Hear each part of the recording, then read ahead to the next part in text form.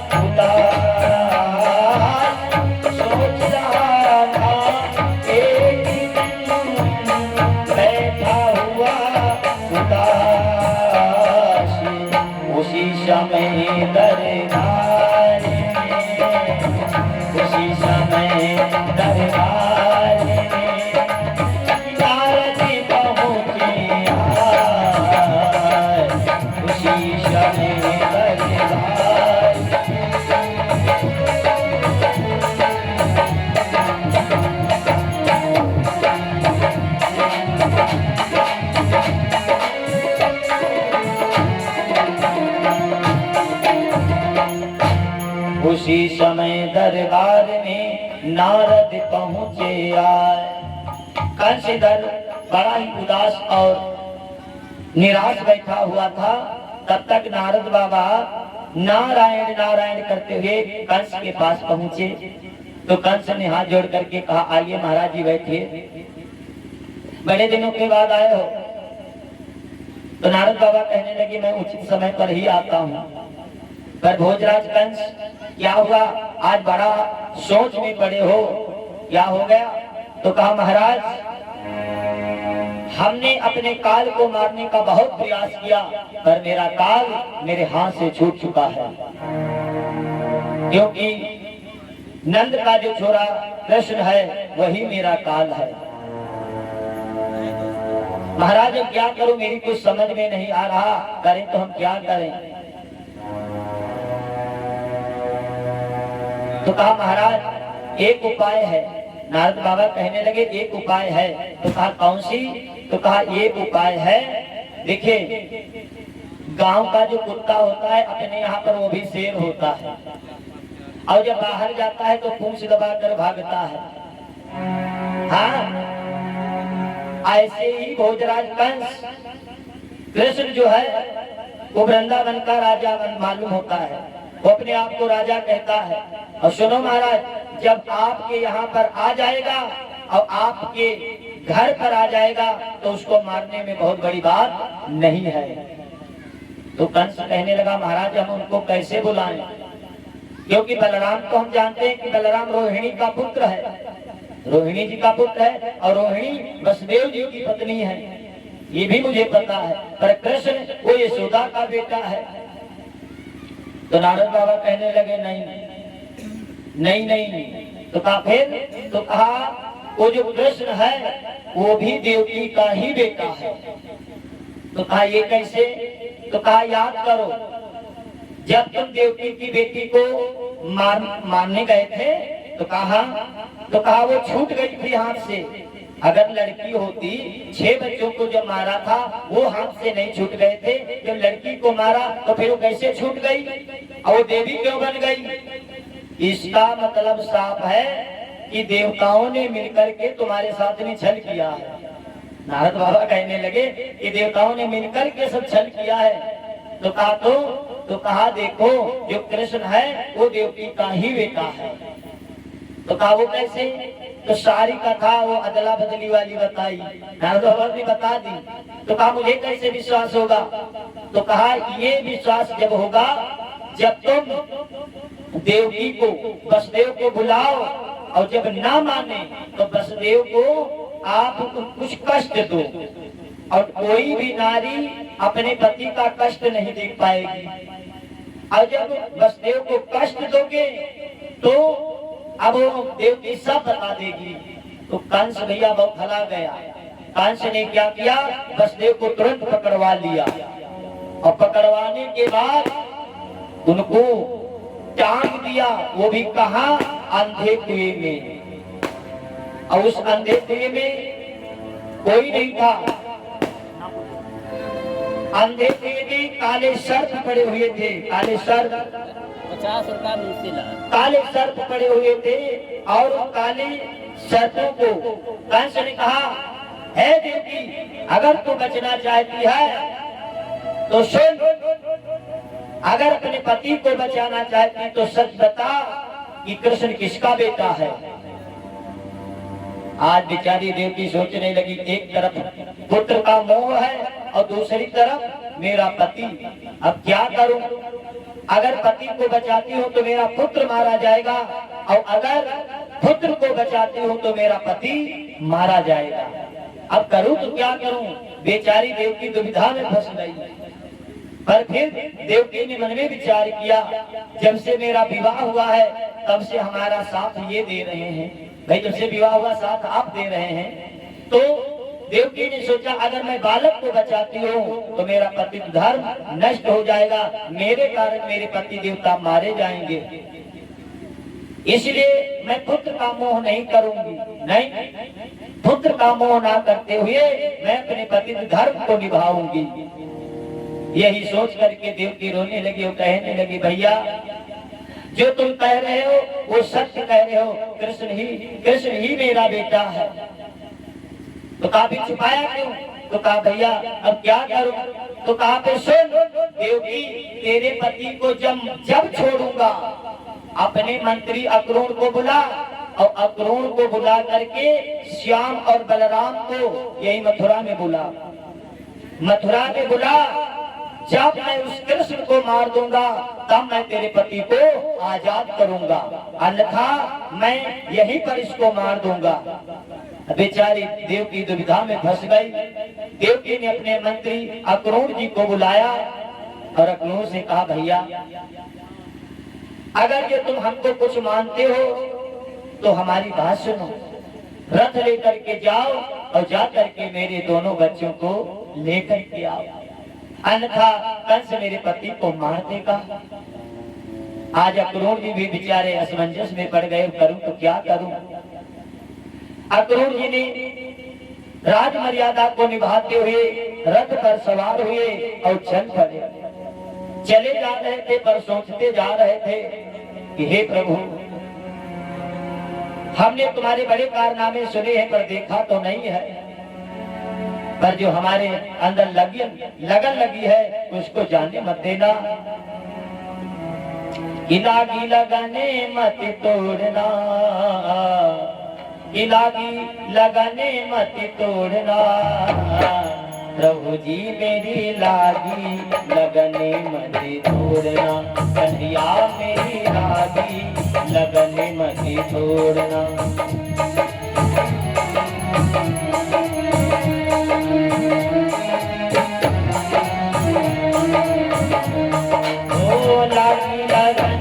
मत तोड़ना,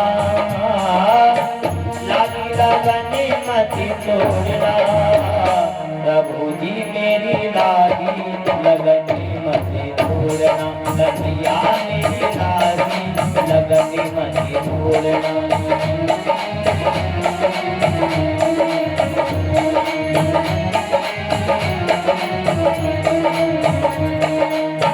गहरी नदिया नाव पुरानी, गहरी नदिया नाव पुरानी,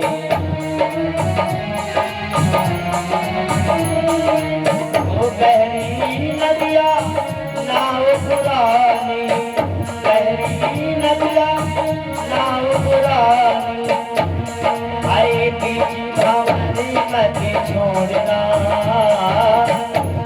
हमारे मत छोड़ना, प्रभु जी मेरी लागी लगने मत छोड़ना, कन्हैया मेरी लागी लगने मत छोड़ना।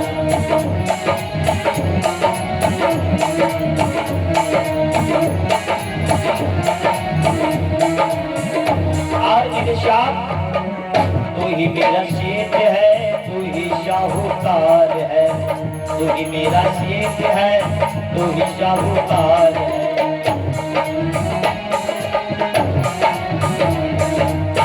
तू ही मेरा सेठ है तू ही साहूकार है।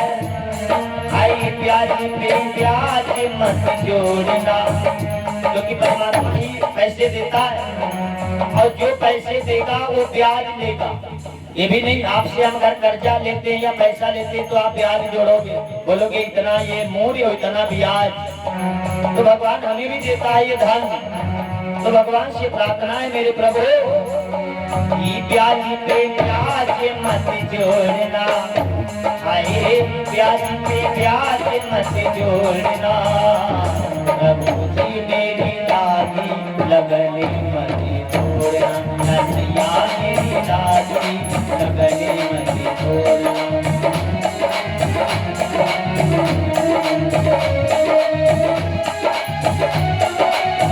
लगने मत छोड़ना। आज अक्रूर जी बड़ा मगन चले जा रहे थे और शाम हो गई, तब जाकर के अक्रूर जी पहुंचे वृंदावन। और जब नंद बाबा ने देखा, कहा आइए अक्रूर भैया आइए बैठिए।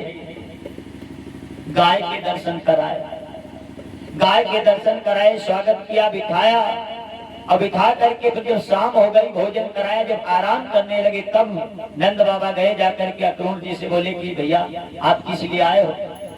तो सारी कथा वो कंस की बताई, अक्रूर जी ने बताई कि ये कारण है।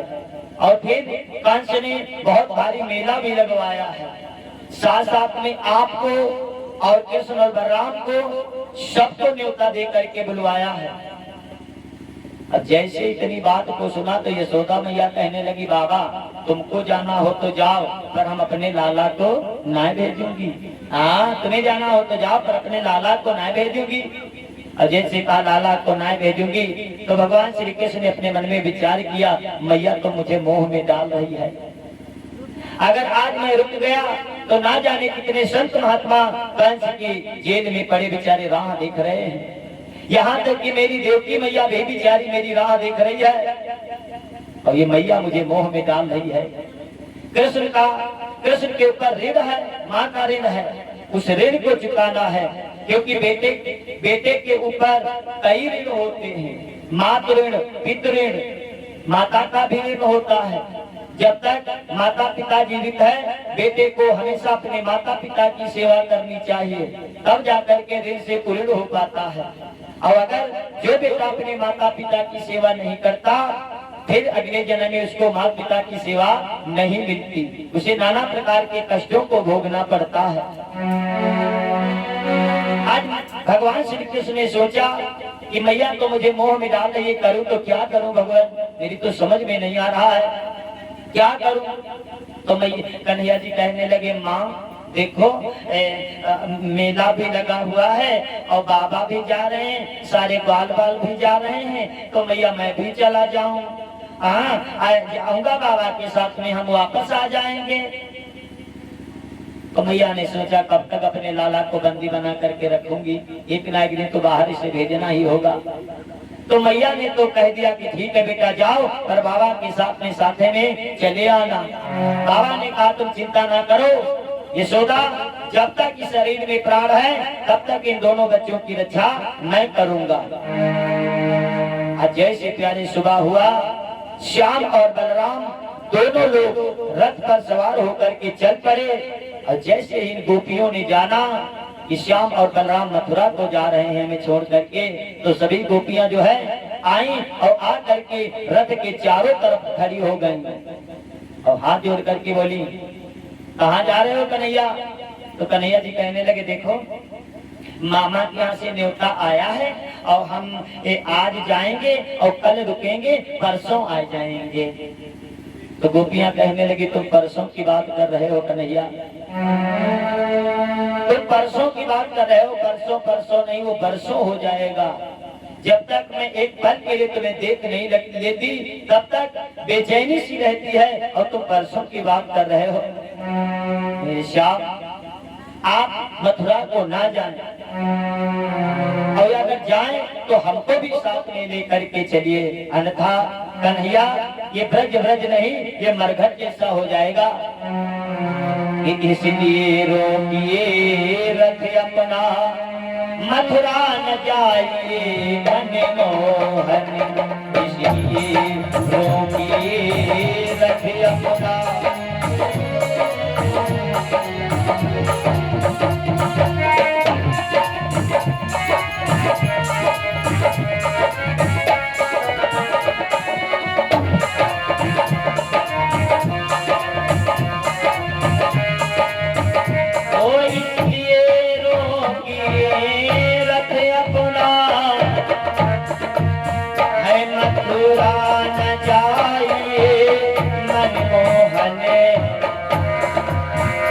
अन्यथा हमें भी साथ साथ, अन्यथा हमें भी साथ साथ, अपने ले चलिए मदन मोहन।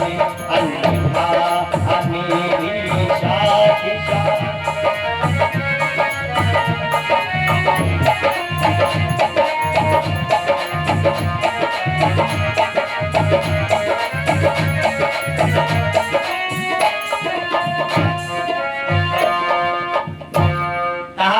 मेरे श्याम या तो अपना रथ रोक दीजिए, आप ना जाएं, या तो हमें भी लेकर के चलिए। भगवान श्री कृष्ण ने सोचा ये भी गोपियां मैया से हम पीछा छुड़ा पाए, तब ये गोपियां बीच में पड़ गई। भगवान कन्हैया बोले देखो गोपियों मेरी बात सुनो, देखो तुम ये जो बोल रही हो ये तुम नहीं, ये तुम्हारा मोह बोल रहा है। तुम मोह कर रही हो, पर इस मोह को त्यागो। ये मत समझो कि मैं तुमसे दूर रह करके दूर हूँ। जो तुम हो वो मैं हूँ, जो मैं हूँ वही तो तुम हो। तो कहा ये तो केवल कहने की बातें हैं। तो कहा नहीं। फिर भगवान श्री कृष्ण ने क्या किया, अपने आप को बदला करके दिखाया, अपने आप को गोपी बनाया और गोपियों को कृष्ण बना करके दिखाया। कहा देखो जो तुम हो वही मैं हूँ, और जो मैं हूँ वही तुम हो। भगवान ने कहा इसलिए गोपियों तुम नहीं जानती इस कृष्ण के ऊपर बहुत बड़ा ऋण है, इसलिए जाने दीजिए। इसलिए हटो रथ जाने दो, मन में ही रहने दो मन की। जग जननी की है कसम तुम्हें, सौगंध तुम्हें मन मोहन की। जग जननी की है कसम तुम्हें, सौगंध तुम्हें मन मोहन की। जग जननी की है।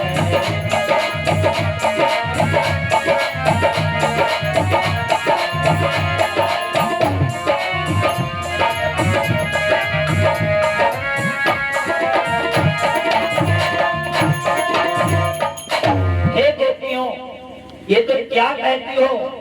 अरे मेरे कर्तव्य को तो जानो। तुम्हें जगत जननी की कसम है, तुम्हें इस मोहन की कसम है, इस धराधाम की कसम मुझे जाने दीजिए।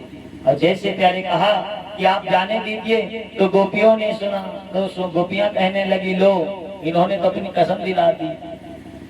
अब इनकी कसम को रखने के लिए थोड़ा सा रास्ता तो छोड़ना ही होगा। और जब थोड़ा सा रास्ता छोड़ दूंगी, एक कदम रथ बढ़ेगा, और जैसे एक कदम रथ बढ़ेगा फिर मैं इनको घेर लूंगी, जाने नहीं दूंगी, जाने नहीं दूंगी। कहा इसलिए मैं जाने नहीं दूंगी।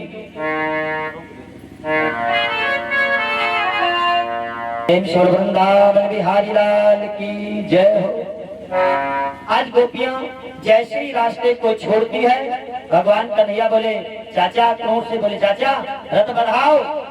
तो जैसे कहा रथ बढ़ाओ तो रथ भाग पड़ा, और जैसे रथ भाग पड़ा गोपियां पीछे पीछे दौड़ पड़ी, पर दौड़ सकी अब की नहीं, कि दौड़ सकी अब की नहीं। गोपी किसी प्रकार सभी भोग पर गिर गई, खाकर वहीं पछाड़। बेचारी रथ के बराबर दौड़ नहीं पाई, वहीं पर पछाड़ खा करके गिर गई। और गिर करके जब तक देखती रही जब तक रथ की धूल दिखाई दी। और फिर बैठ गई और रोने लगी, कहती है बहना कि चले गए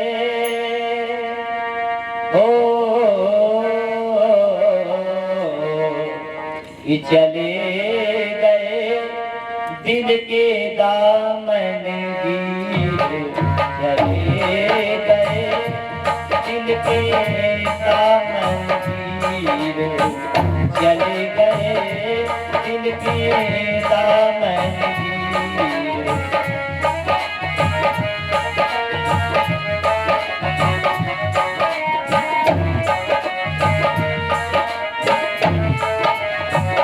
ओ दिल के दामन गिर, ओ दिल के दामन गिर, चले गए दिल के दामन गिर, चले गए दिल के दामन गिर, चले गए।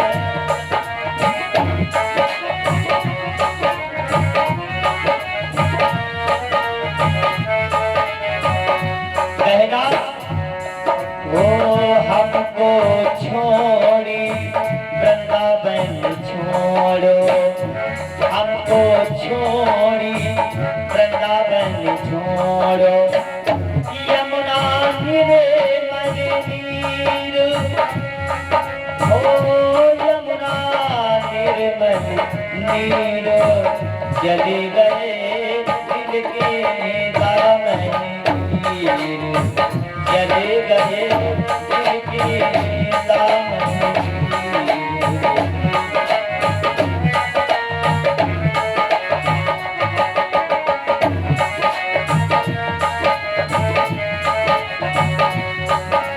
ओ जब सुधियावती श्याम मिलन की, जब सुधियावती श्याम मिलन की, उठाती कलेजे तीर, ओ उठाती कलेजे तीर, चले गए दिल के दामन गिर, चले गए दिल के दामन गिर।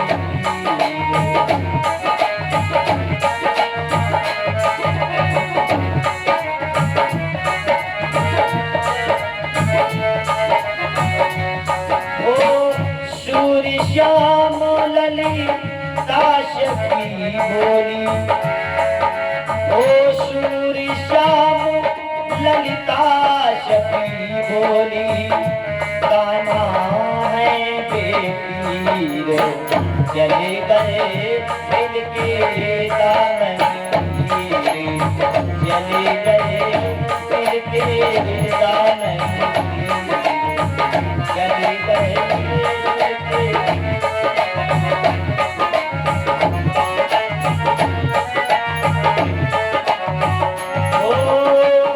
दिल के दामन गिर, हाय दिल के दामन गिर, चले गए दिल के दामन गिर, चले गए दिल के दामन गिर। आज सभी गोपियां बेचारी वहीं पर रोती रही और कहने लगी मेरी बहन वो चले गए, एक बार भी मुड़ करके नहीं देखा। आज रोते हुए भगवान श्री कृष्ण उनको छोड़ करके आगे चलते गए। अब जब अक्रूर जी ने उन गोपियों को, उन माताओं को जब रोते देखा तो अक्रूर जी को शंका हो गई। शंका क्या हो गई? अक्रूर जी ने सोचा ऐसा तो नहीं है कहीं ये दोनों साधारण निकले, और अगर ये साधारण निकले कंस ने मार डाला तो अब हम क्या इन सबको जवाब दूंगा। उनको शंका हो गई, प्यास लग गई, और जैसे प्यास उनको लगी तो बोले कि बेटा कृष्ण कहाँ चाचा, कहा हमारा मन कहता है लाओ अब थोड़ा सा यमुना जी में जल पी लें और थोड़ा सा आचमन कर लें। तो कहा ठीक है जा चाचा। गए, जल पिया और उस यमुना जी में प्रवेश किया और उन्होंने डुबकी लगाई। और जैसे डुबकी लगाई तो क्या देखते हैं अक्रूर जी, लहर लहर में भगवान दिखाई दे रहे हैं। भगवान श्री कृष्ण को जब लहर लहर में देखा तो सोचा, अरे जिसको मैं रथ पर छोड़ करके आया हूं ये जल में दिखाई दे रहा है।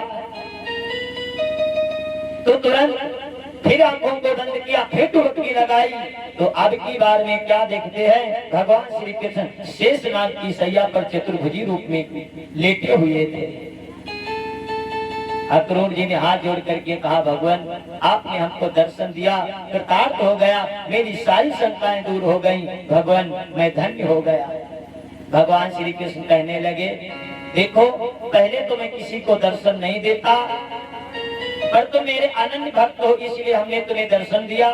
बोलो तुम्हें क्या चाहिए, बोलो कुछ ना कुछ तो तुम्हें मांगना ही होगा। तो अक्रूर जी ने कहा, भगवान हमें कुछ भी नहीं चाहिए, बस आपकी कृपा बनी रहे, आपकी सेवा मिलती रहे, और हमें क्या चाहिए भगवान, क्योंकि आप हमको मिल गए, सब कुछ मिल गया। और उसके बाद में जैसे मुख को निकाला और जैसे मुंह को निकाला तो भगवान कन्हैया मुस्कुराए, बोले चाचा आओ।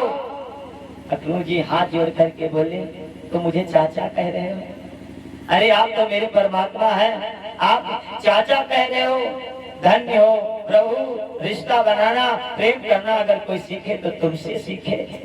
आज अक्रूर जी बहुत मगन हो गए, मगन होते हुए चले जा रहे थे, जाकर के मथुरा में पहुंचे और तब तक उधर ग्वालपाल और नंद बाबा ये सभी यानी सीधे रास्ते से मथुरा पहले ही पहुंच चुके थे। अब अक्रूर जी बोले, बाबा कंस ने यहाँ पर व्यवस्था की है, आप रुकिए। तो कहा ठीक है मैं यही रुकूंगा। तब तक देखिए बूढ़े बूढ़े लोग जो होते हैं ये तो बैठे रहेंगे, पर ये बच्चे एक जगह नहीं रुक सकते, क्योंकि बंदर बालक एक स्वभाव। तब तक एक बालक कहने लगा, कन्हैया कहा, तो कहा हमने सुना है कि बहुत भारी मेला लगा है, मेला लगा है, धनुष यज्ञ हो रहा है, मेला लगा हुआ है, तो चलो चले देखने चले, चलो घूमने। तो भगवान कन्हैया बोले, बाबा मेला घूमिया में। तो बाबा ने दिया डांट, चल मेला घूमिया में, ये वृंदावन आए हैं, ये गांव नहीं है, ये शहर है, शहर में घुस जाओगे रास्ते ही नहीं पाओगे, पागल में बैठ। डांट दिया। अब ये फिर बेचारे बैठ गए बैठ तो गए, पर अब ये बैठने वाले कहाँ थे, बैठने वाले तो थे नहीं। फिर सोचा कि अब ऐसे नहीं बनेगा, बलराम दादा से कहूंगा तो वो हमारी मदद कर पाएंगे। तो कन्हैया जी गए बलराम दादा से, कहा दादा, तो कहा तुम कहो बाबा से, तुम कहो क्योंकि तुम बड़े हो, तुम कहो। तो बलराम जी बोले, बाबा ये सारे ग्वाल बाल घूमना चाहते हैं, तो क्या इनको घुमा दूं? बाबा कहने लगे, तू भी इन लोगों के झांसे में आ गया बलराम, अरे तू तो बड़ा है। तो कहा नहीं बाबा घुमा देते हैं। तो कहा अच्छा ठीक है जाओ। एक कन्हैया, कहा हाँ बाबा। कहा जाओ और कहीं भी शरारत मत करना, किसी से लड़ाई झगड़ा मत करना। तो कहा नहीं बाबा मैं किसी से लड़ाई झगड़ा नहीं करूंगा। अब भगवान कन्हैया वहां से चल पड़े और जैसे भैया चले तब तक एक वाला कहने लगा, कन्हैया कहा क्या है? कहा जब तो मथुरा आ रहे थे तब हम खेत गए थे। तो कहा जैसे हमने सुना कि तुम मथुरा जा रहे हो तो खुरपा खारा खेत में फेंक दें और भागी करें तुम्हारे पीछे। तो कहा देखो कितने गंदे गंदे कपड़े पहने हैं, अगर तुम्हारे साथ में हम घूमेंगे तो लोग क्या कहेंगे, कृष्ण कैसे कपड़े पहने और इसके साथ ही कैसे कपड़े पहने हैं। तो कहा तो हम क्या करें? तो कहा ये आज एक कपड़े कहीं से दिलवाए देते किराए से। पागल, यहाँ किराए से कपड़े कहाँ मिलेंगे? तो कहा नहीं यहाँ मिलते हैं, जहाँ वो लोग रजक लोग कपड़े धोते हैं ना, वहाँ चलो। तो भगवान कन्हैया भैया सबसे पहले कहाँ गए? जहाँ पर धोबी लोग कपड़ा धोते थे। कपड़े धो रहा था एक धोबी। तब तक भगवान कन्हैया बोले, मामा राम राम। और जैसे कहा राम राम, और धोबी के बहिनी नहीं है, कौन बहिनी ये कौन है? और जैसे उसने कहा राम राम, तो उसने उठा करके सर कहा, है मामा किसको कह रहा है? तो कहा आपको। गजब, मेरे तो बहन भी नहीं है। तो कहा नहीं, ये मामा के गांव के सब मामा। तो कहा क्या? कहा हाँ, मामा के गांव के सब मामा। तो कहा तेरा मामा है कौन? तो कहा हमारे मामा कंस मामा। तो कहा आया कहां से? तो कहा हम वृंदावन से आए हैं। नाम क्या है? तो कहा मेरा नाम कृष्ण है। अरे जैसे भैया कृष्ण नाम सुना तो भी सोचने लगा, महाराज ने इसको मारने के लिए ही तो इतना बड़ा षड्यंत्र रचा है, और अगर ये कहा मार डालें तो बहुत बढ़िया इनाम मिली हमका, मार जरूर दाराबाज हो। और है कितने? 11 वर्ष 55 दिन के हैं भगवान कन्हैया। ध्यान रखना, उस समय 11 वर्ष 56 दिन के भगवान श्री कृष्ण थे। तो अब 11 वर्ष का बच्चा तो देखा होगा। तो धोबी ने क्या किया? धोबी आगे बढ़ पड़ा, कहा तुम जैसे गंवारों को कपड़े दूंगा, कपड़े नहीं दूंगा, तुमका एक पर अभय पकड़ के यहाँ टांग गए और तुमका एक पाटा तका यह पर छांटा बहु, तुमका पट्टी रोज खाए रहो और तड़ाका आज और बड़ी पड़ा भगवान को मारने। और जैसे भगवान को मारने बढ़ा तो भगवान पीछे हटे, बोले मामा रुक जाओ, जैसे तुम मामा की प्रजा हो वैसे तुम मेरी प्रजा हो, और मैं प्रजा पर हाथ उठाना नहीं चाहता। सुनो, अगर आगे बढ़े मैं 5 कदम पीछे हटूंगा, और अगर फिर भी आगे आगे तो फिर मेरी कोई जिम्मेदारी नहीं है। तो क्या तू कर लेगा? घुट्टा भर का हम, क्या तू कर लेगा? अबे तेरी टांगे भर फेंकी बा है। और इतना कह कर के आगे बढ़ा भगवान कन्हैया। एक कदम बढ़े, 1 2 3 4 5, अब मत बढ़ना। और जैसे आगे बढ़ा तो खींच करके एक झापड़ मारा। तो जैसे झापड़ मारा तो जैसे लड़का लेट्टू नचावत है, वो ऐसे कर नाचा और झपट गिरा, वहीं पर खत्म हो गया। अरे जैसे खत्म हो गया और सब धोबी कपड़ा बेचारे छाटत रहे, कहीं भैया बाबा भाग मामा भागधरी भरी गई। और जब भागधरी भरी गई तो भगवान कन्हैया बोले, अब क्या देख रहे हो? जौन मन हो तो कपड़ा छाट लो। अब सब टूट पड़े बंदर तका, बंदर की तरह टूट पड़े। और जैसे भैया टूटे, पहन तो लिए कपड़े, कपड़े पहन तो लिए, पर वो बड़े बड़े उन मोटे मोटे सैनिकों की पोशाक, मुस्टंडों की पोशाक पहन तो लिया। अरे भैया पहन तो लिया, पर ऐसा लग रहा था कि कपड़ों को जैसे हिंगर में टांग दिया जाता है वैसे टंगे। जामा क्या पैजामा, पैजामा क्या जामा पहन ली, आओ ऐसे पकड़े जाए से पकड़े, पर पूरा रास्ता सब जाए रहा साफ हो, झाड़ू लगाओ कोई जरूरत नहीं रहे। तब तक एक वाला बोला कन्हैया का क्या है? कपड़े भी मिले बड़े पर ढीले ढीले। तो कहा चलो आगे बढ़ो। आगे बढ़ करके गए तो क्या देखा? एक दर्जी कपड़ा सिल रहा था।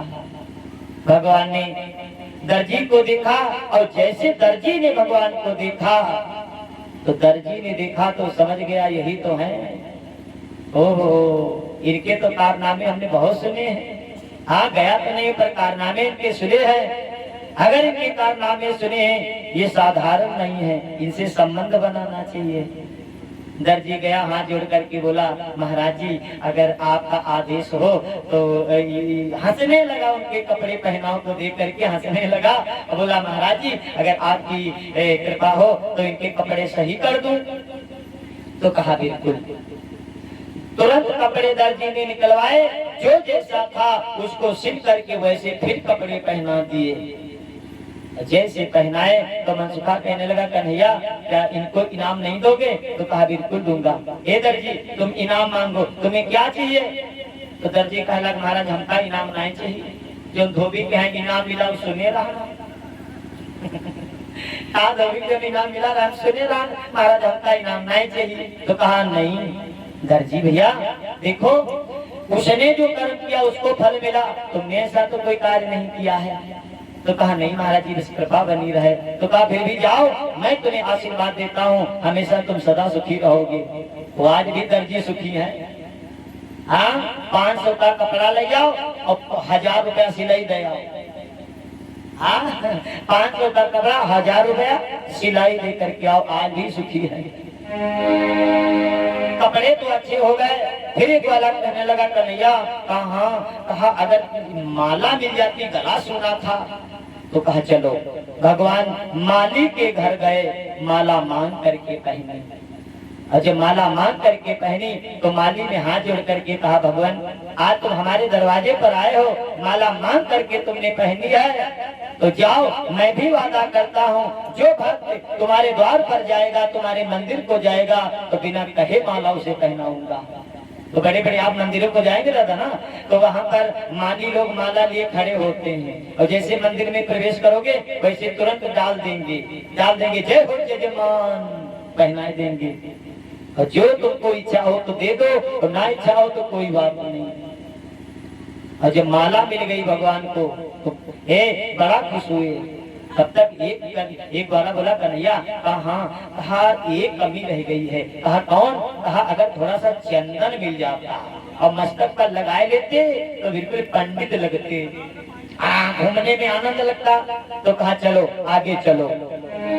तो जैसे आगे पहुंचे तो भगवान कन्हैया क्या देखते हैं कि आप पहुंची चंदन लिए उपजा दासी के, आप पहुंची चंदन लिए उपजा दासी के।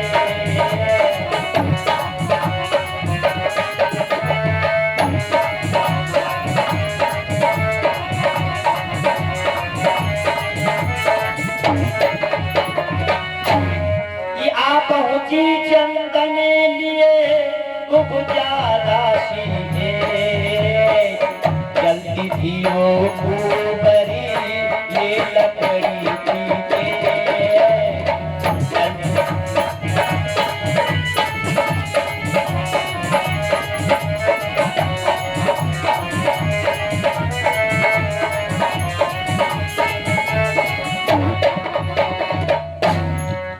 पहुंची चंदन लिए उपजा दासी एक, चलती थी वो कुबरी ले लकड़ी की टेक। भगवान कन्हैया ने देखा कि एक बेचारी लड़की जा रही है, वो भी कुरूप थी, 3 जगह से टेढ़ी थी, हाथ में डंडी का सहारा लिए और दूसरे हाथ में कटोरा लिए चली जा रही थी। तब तक एक ने कहा, कौन खुशबू बहुत आ रही, मालूम है चंदन खुशबू आ रही, बड़ी खुशबू आ रही। तो एक अलग हमका लगा सिर्फ लड़की के पास से है, तो एक अलग लड़के के पास देख लो पहले, हाँ कैसी इनके तेरी खुशबू आएगी। तब तक नहीं तब तक भगवान कन्हैया पास में गए और उसको आवाज लगाई, ए सुंदरी रुको, सुंदरी रुको। और जैसे सुंदरी कहा, कुबजा ने पीछे मुड़ करके भैया देखा भगवान कन्हैया को, तो देखते ही वो पहचान गई, पहचान जाती है और रोने लगी, वहीं पर खड़ी होकर के रोने लगी। तो भगवान कन्हैया बोले, क्या बात है तुम रो रही हो? तो कहा, रो इसलिए रही हो महाराज, आपने हमको सुंदरी कहा, हमारी मजाक उड़ाई। अगर मैं सुंदर होती तब अगर हमको कहते तब अच्छा लगता, और मैं सुंदर हूँ नहीं और फिर भी आप सुंदरी कह रहे हैं, तो ये तो मजाक उड़ाना हुआ ना। महाराज तुमको मेरी मजाक उड़ाना नहीं था। अरे दुनिया के लोग हमको कहते हैं, उन आवाजों को सुन सुन करके मेरे कान पक चुके हैं, मुझे सहने की शक्ति हो चुकी है। मैं जिधर निकलती हूँ लोग बच्चे सब कुबड़ी कुबड़ी कुबड़ी कह करके चिढ़ाते। जब कोई नहीं होता तो मैं चुपके से जाती हूँ और जा करके चंदन ले करके कंस को तिलक करती हूँ, जो भी मुझको इनाम देता है उससे अपना पेट चलाती हूँ महाराज। पर आज तुमने हमारे दिल को दुखाया, तुम्हें सुंदरी तो नहीं कहना था। और जब कुब्जा रोने लगी तो भगवान ने कहा, नहीं कुब्जा देखो देखो रो मत, हमने तुमको सुंदरी क्यों कहा? तो कहा क्यों कहा? तो कहा देखो सुंदर शरीर से मनुष्य नहीं होता दादा, ये भी ध्यान रखना। मनुष्य की सुंदरता शरीर से नहीं होती। हाँ, सुंदर चाहे कतना हो, चाहे कतना सुंदर हो और उससे बात करो तो कहीं तो क्या सुंदर है? वो सुंदर नहीं है। सुंदर उसके गुण होते हैं, सुंदर उसके विचार होते हैं। हे भैया, भगवान कन्हैया कहने लगे देखो, उसको सुंदर मैं नहीं मानता। हम और आपके पास में हमने बताया था, फिर बताना चाहूंगा भैया, हमारे पास में 3 चीजें हैं, तन मन और धन। तन मन और धन। संसार वाले केवल 2 चीजें तुम्हारी ले लेंगे। अच्छा शरीर है तो स्वीकार कर लेंगे, अगर धन है तो स्वीकार कर लेंगे, पर अगर मन को कोई स्वीकार नहीं करेगा। कहे मनो बने तो रखो, हमका जो देना है वो दो, भगवान रखो, मन को नहीं। और भगवान कहता है जो कोई ना ले वो हमें समर्पित कर दो, क्योंकि हमको कौन अच्छा लगता है कि निर्मल मने जने सो मोहि बावा, मोहि कपटि छल छिद्र न भावा। निर्मल मने जने सो मोहि बावा, मोहि कपटि छल छिद्र न भावा।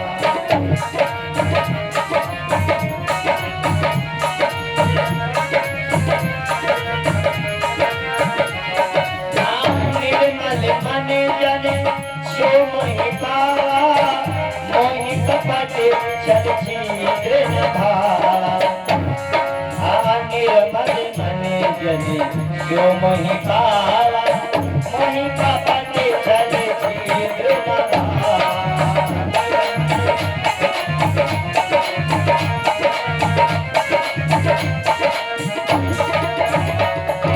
भगवान कन्हैया कहते मुझको वो अच्छा लगता है जिसका निर्मल मन होता है, बाकी जिसके अंदर छल कपट है वो मुझको अच्छा नहीं लगता। एक हो जा, तेरा तो निर्मल मन है, इसीलिए हमने तुम्हें सुंदरी कहा। तो कुब्जा बंद हो गई, रोना बंद कर दिया।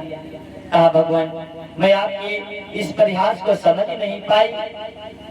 भगवान बोले कुब्जा इस कटोरे में क्या है? तो कहा भगवान चंदन है, कल को करने तिलक जा रही हूँ। तो कहा क्या तो हमें नहीं लगाओगी? तो कहा महाराज ये तो मेरा सौभाग्य होगा जो इस चंदन को आप स्वीकार करेंगे। तो कहा लगाओ। तो कुब्जा बेचारी कांपते हुए हाथ से भगवान श्री कृष्ण को चंदन करती है, फिर सारे ग्वालों के चंदन कर देती है। सारे ग्वाल बड़े खुश हो गए। एक ग्वाला बोला कन्हैया कहा? देखो तुम सबको इनाम दे रहे हो, क्या इसको इनाम नहीं दोगे?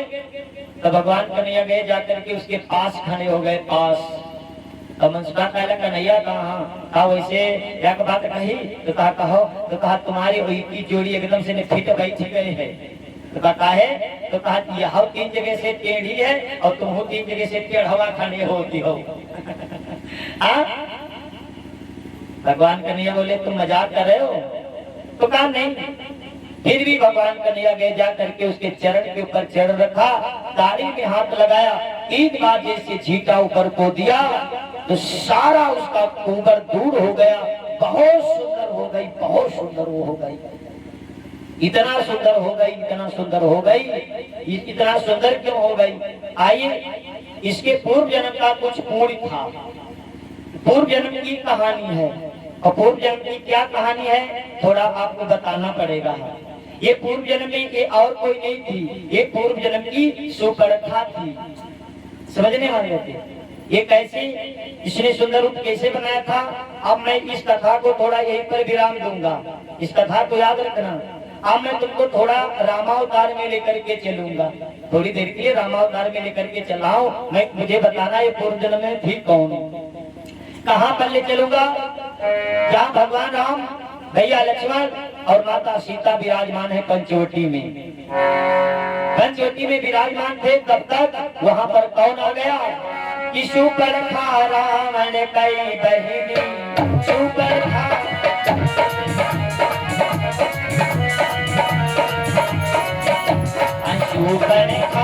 रावण कई बहिनी, दुष्ट हृदयदार में ऐसे कहीं।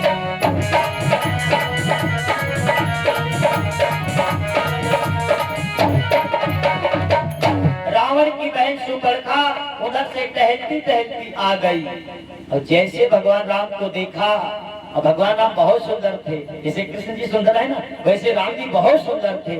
सुपर्णखा देखना जैसे देखती है तो कहा, अरे वाह कितने सुंदर राजकुमार हैं, चलो इनसे मिलती हूँ। तो तुरंत अपनी माया से बहुत सुंदर उसने रूप बना लिया और राम जी के पास में आई और राम जी से कहने लगी, ए तपसी इधर देखो कि तुम सम पुरुष ना मोशम नारी, तुम सम पुरुष ना मोशम नारी, तुम सम पुरुष ना मोशम नारी, तुम सम पुरुष ना मोशम नारी, ओ तुम सम पुरुष ना मोशम नारी, यह संयोगी विधि रचयु विचारी, यह संयोगी विधि रचयु विचारी,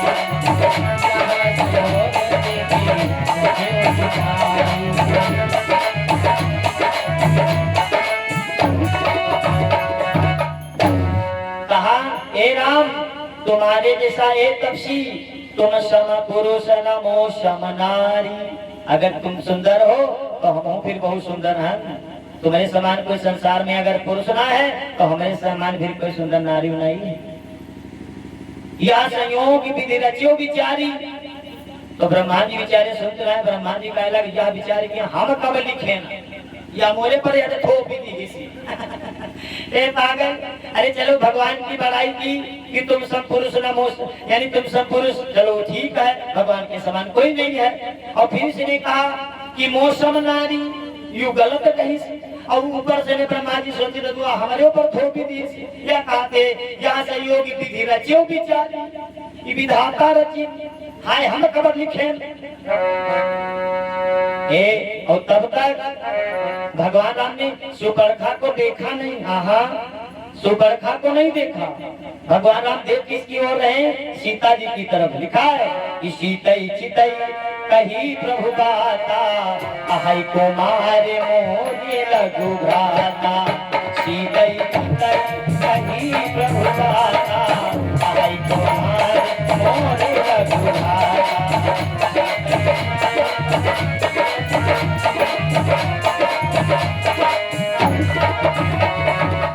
राम देख रहे सीता की तरफ, सीते चितई कही प्रभु गाता, आहै कुमार मोर लग भ्राता।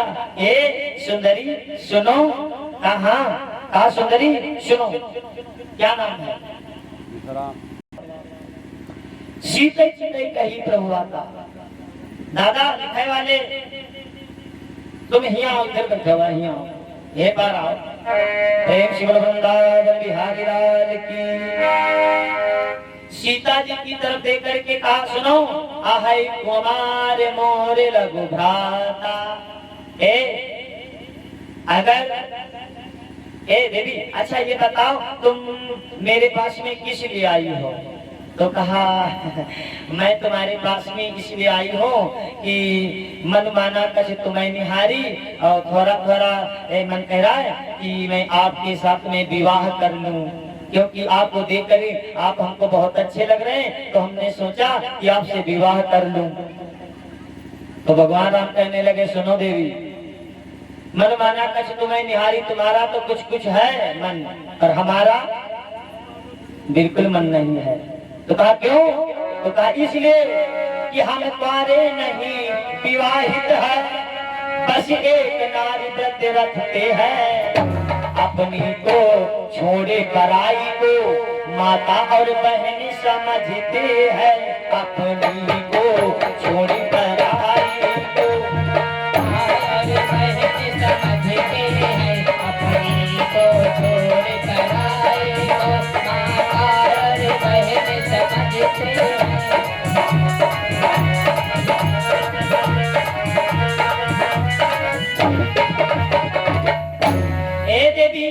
तुम्हारा तो कुछ मन कह भी रहा है, पर हमारा मन वो भी नहीं कह रहा, हम कुंवारे नहीं है। देख लो, देख रही हो मेरे साथ में मेरी पत्नी सीता है, हम कुंवारे नहीं विवाहित है, बस एक नारी व्रत रखते हैं, अपनी को छोड़ पराई को माता और बहन समझते हैं, ये मेरी प्रतिज्ञा है। इसलिए देवी कि देव तुम्हारी ये इच्छा हो सकती पूरी कभी नहीं, हो सकती पूरी कभी नहीं। हम रघुवंशी अपनी व्रत का खंडन कर सकते कभी नहीं।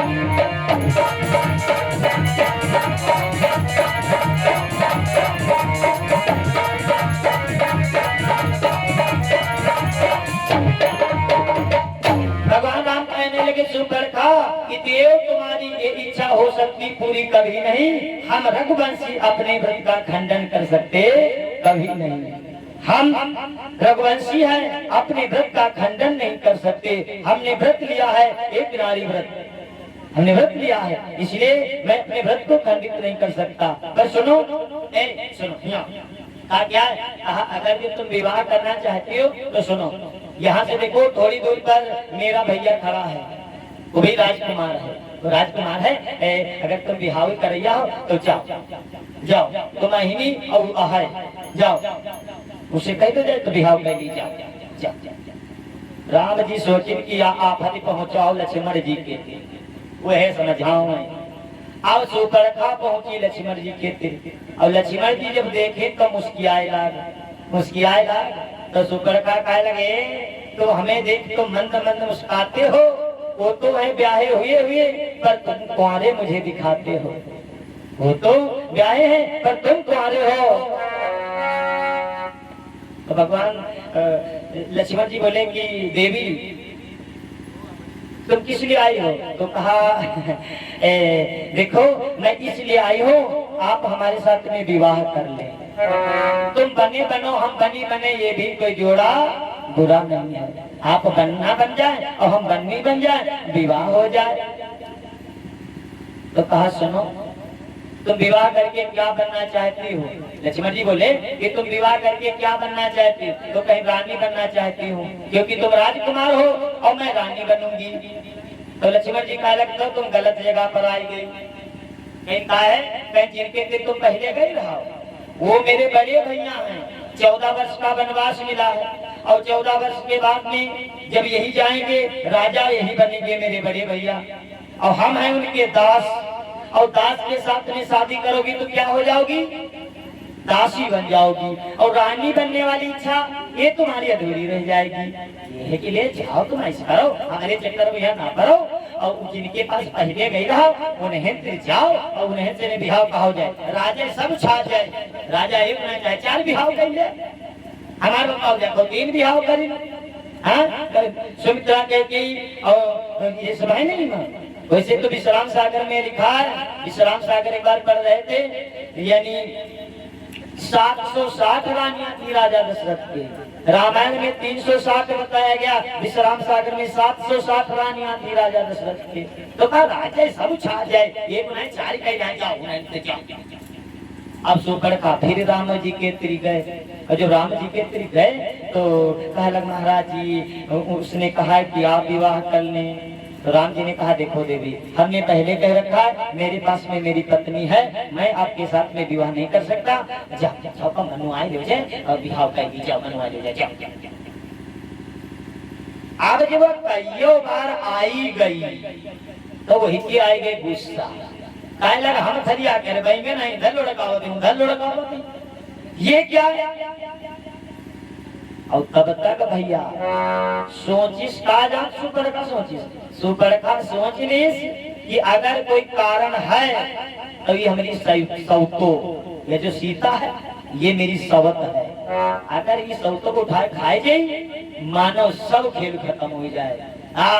इन्हें खाए जाइए हम उठाए और सोचिस, और तुरंत उसने क्या किया, बड़े बड़े नाखून निकाले, बड़े बड़े दांत निकाले। इसका सुपर्णखा नाम क्या था? सूपनखा। ये जब चाहती थी तो अपना एक एक नाखून सूप के बराबर बना लेती थी, इसलिए सूपनखा कहते थे। इसका नाम था वज्रमणि। ध्यान रखना, पर सूपनखा इसीलिए कहा गया ये जब चाहती थी तो एक एक अपना नाखून सूप के बराबर बना लेती थी।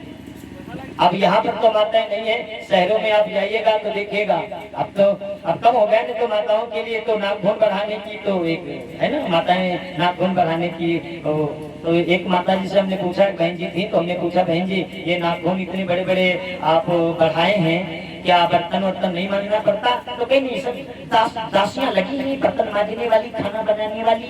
तो हम कहें बहनी ये राखे का है हो? तो कहीं राखे की बात कहें, अगर कोई आवा और गोरी से कोई वैसे तो तब मुंह नोच लूंगी।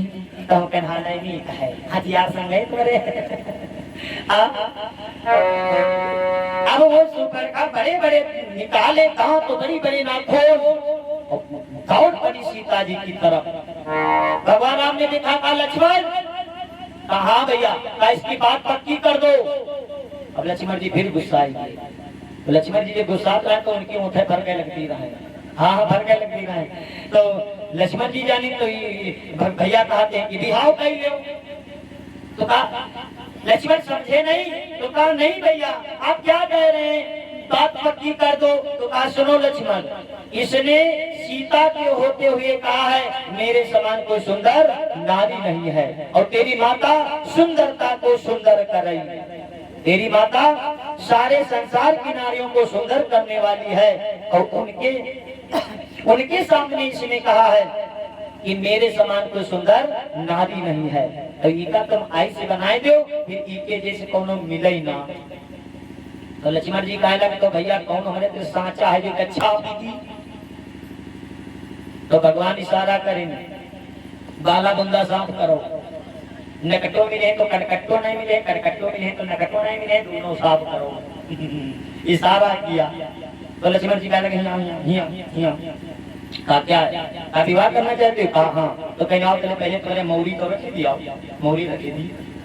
भगवान लक्ष्मण जी ने क्या किया, निकाला छुरी और दौड़ करके गए, उसके नाक और कान काट दिए। और जब काट दिए उसका जो खून था नाक का जब सीने पर गिरा तो ऐसे लेके गए हाथ, तो उसका हाथ रुका सीने पर, क्योंकि जब सवेरे सवेरे मुंह धो तो वैसे करो तो नाक अटक ही जाते, हाथ हम लाग जाते, पर नाक थी नहीं, ऐसे हाथ रुका। तब राम जी की तरफ घूर करके देखा, घूर करके देखा, कहा हे राम, तब से तूने मेरे नाक कान तो कटवा लिए है, और तेरी ये मोहिनी मूरत मेरे हृदय में बस चुकी है, इसे तुम नहीं निकाल सकते। इस नाक कान का बदला मैं अवश्य लूंगी। और वो चिल्लाई, वहां से भाग पड़ी उसी दंडक वन में गई।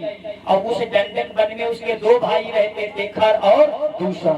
खर दूषण रह रहे थे, और वो भी खर दूषण साधारण नहीं थे, रावण जैसे बलवान थे खर दूषण।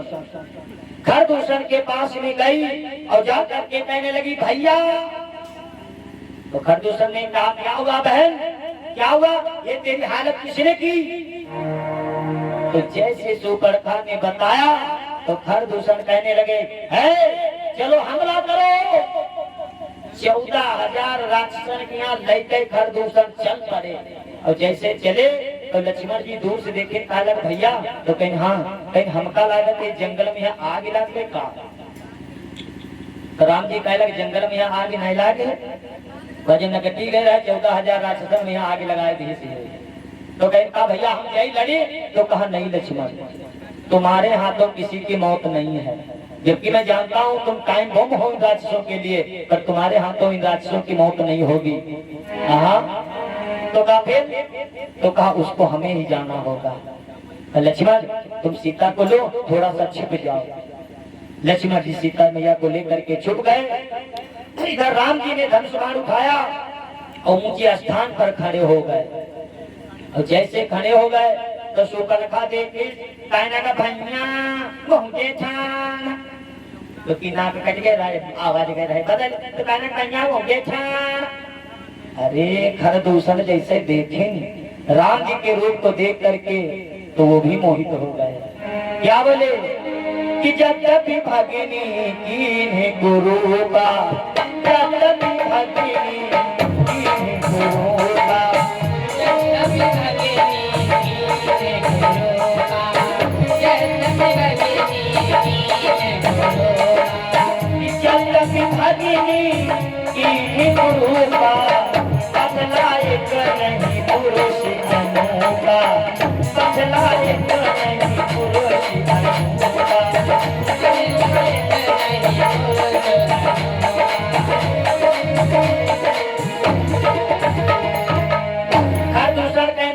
बहन, इसने तुमको ग्रुप करवा दिया। अरे ये तो बड़ा सुंदर है, इसको तो मारने का मन नहीं हो रहा।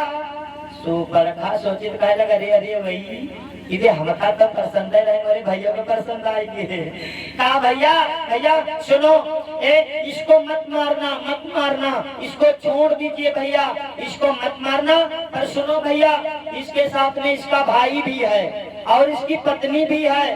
भैया इससे कह दो कि अपनी पत्नी को तुम्हारे हवाले कर दे और अपने भाई को लेकर के इस वन को छोड़ करके दूसरे वन चला जाए, और अपनी पत्नी इनकी पत्नी तुम ले लो भैया, ले लो। सुपरखा सोचे से इनकी पत्नी गायब हो, मानो फिर रूप दूसर बनाएगा, भेजे भी आओ भेजी जाए। और जैसे कहा तो खरदूसर बोले, हाँ तब से अपनी पत्नी को मेरे हवाले कर दे और इस जंगल को छोड़ करके अपने भाई को लेकर के दूसरे जंगल चला जा, तुझे नहीं मारूंगा। तो जैसे ही तेरी बात को सुना तो भगवान राम ने कहा, सुन, ये मत समझना कि मैं यहाँ पर खगों मृगों को मारने आया हूँ, कि हम क्षत्रिय मृग आपन करनी, हम क्षत्रिय मृग आपन करनी, तुम समय खगों मृग ढूंढती फिरही।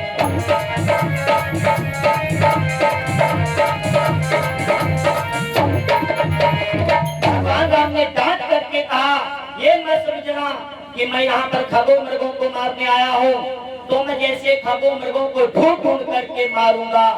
और जैसे इतना कहा खगों मृगों को ढूंढ ढूंढ करके मारूंगा, तो खरदूषण ने कहा, तुम अब दया के पात्र नहीं हो, सावधान।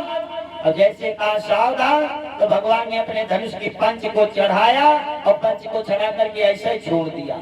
इतनी तेज से धमाका हुआ कि 14,000 राक्षसन के कान के पर्दा फट गए। खरदूसर कहा हमला करो, तो राक्षस कहा जानते, कहा भाग चलो। भगदड़ी पड़ गई। भगवान राम ने एक बाण निकाला और एक बाण से कई बाण निकले, 2 घड़ी 48 मिनट में सबको काट करके बिछा दिया, खरदूषण को भी मार दिया। अरे सुपरखा जैसे देखी कहा लगता कहा मोर, हम तो सोचित रही कोई साधारण तपसी हो, पर हाय भैया ये होता 14,000 की तपसी बनाई थी। जब ये दोनों भाई धनुष बाण लेकर के खड़े होंगे तब क्या होगा। आप जाऊंगी और जा करके अपने रावण भैया से लड़ाई लगवाऊंगी, क्योंकि भगवान राम के सामने सुपरखा झूठ बोल रही है, जबकि सुपरखा का विवाह हो चुका था। सुपरखा का जो पति था विद्युत जी था, विद्युत जी। सुपरखा विद्युत जी से प्रेम करती थी, और विद्युत जी जो था थोड़ा धर्मात्मा था, न्यायी था तो राक्षस वंश में, पर अधर्मात्मा था, न्यायी था। और सुपरखा ये दुष्ट प्रवृत्ति की थी, तो रावण जानता था कि इसका योग नहीं है। तो रावण कहने लगा, मेरी बहन इसके साथ में तू विवाह मत कर, जहाँ मैं चाहूंगा वहां पर तू विवाह करेगी। पर सुपरखा नहीं मानी, उसने गंधर्व विवाह कर लिया। राधे, जैसे गंधर्व विवाह कर लिया ना, तो रावण कहने लगा, सुपरखा तूने मेरी बात नहीं मानी, जा जा और जा। सुन, सुबह तेरे यहाँ पर मैं चढ़ाई करके आऊंगा। सुपरखा कहने लगी, भैया सुनो, अगर भैया बन करके आओगे तो सेवा होगी, और अगर वीर बन करके आओगे तो फिर युद्ध होगा। ये मत समझना कि मैं किसी कायर के घर जा रही हूँ। और इतना कह करके सुपरखा चली गई। बताया जाता है, प्रेम से शंकर भगवान की जय। बताया जाता है केवल सुपरखा 3 दिन की सुहागन रही, 3 दिन की। और चौथे दिन जबकि रावण कई बार हारा, राधे राधे, कई बार हारा, नाम का बोलेंगे, कई बार हार गया, फिर कई योद्धा मिल करके, भैया कई योद्धा मिल करके फिर रावण को मारते, क्षमा करना, विद्युत जी को रावण ने मार दिया। कई योद्धा मिल करके विद्युत जी को मार दिया। बेचारी 3 दिन की सुहागन रही। सुपरखा ने फिर वहीं पर कसम खा ली कि भैया आज तुमने हमें अकेले विधवा बनाया है। अब मैं उस दिन लंका में पांव रखूंगी जब मैं सारी लंका की नारियों को विधवा बनाने का कारण बनकर के आऊंगी, अन्यथा अब आऊंगी ने मन ही मन में उसने प्रतिज्ञा ले ली। वही आ करके दंडक वन में रह रही थी अपने खरदूषण भाई के साथ। आज वो पहुंची कहाँ? रावण के पास। रावण बैठा हुआ था ऊंचे सिंहासन पर, नाच गाना हो रहा था। तब तक ये सुपर्णखा गई और जाकर के जमीन में हाथ पटक दिया और कहा भैया आग लग जाए तुम्हारे राजपाट को। रावण कहने लगा कौन है रंग में भंग मिलाने वाली? तो कह लगे भैया हम आए सुपर्णखा। तो कहा मेरी बहन सुपर्णखा ये तेरी हालत किसने की? तो सुपर्णखा कहने लगी भाई कि भाई दो लड़के राम लखन उस दंडक वन में आए हैं। भाई दो लड़के राम लखन उस दंडक वन में आए हैं। भाई दो लड़के राम लखन उस दंडक वन में आए हैं।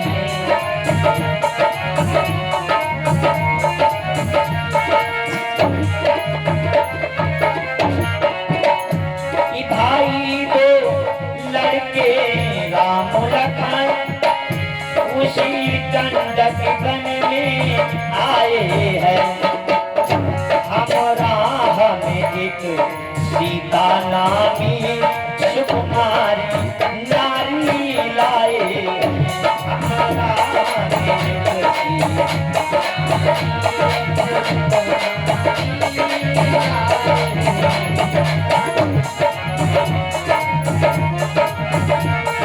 सुकुमारी नारी लाए। भैया दंडक वन में दो तपसी आए हुए हैं, उनके साथ में बहुत सुंदर नारी है, बांके हैं और लड़ाकी है, गोया शमशीर उन्हीं की है। बांके माने सुंदर। कहा भैया वो बहुत सुंदर है। अब कोई नारी दूसरे पति की सुंदरता का बखान करे तो समझ लीजिए कुछ गड़बड़ है। रावण का माथा ठनका और कहा है तू उनके सुंदरता का तू बखान कर रही है क्या? बहुत सुंदर है। कहा हाँ भैया उनके साथ में सुंदर नारी भी बहुत है। तो कहा पागल कहेगी तू वहाँ क्या करने गई थी? तो कहा भैया गई नहीं रावण कि मैं उधर अचानक निकल पड़ी। घूमते घूमते भैया कि मैं उधर अचानक निकल पड़ी। उस नारी से मिलना चाहा, मैं उधर अचानक निकल पड़ी। नारी से मिलना चाहा।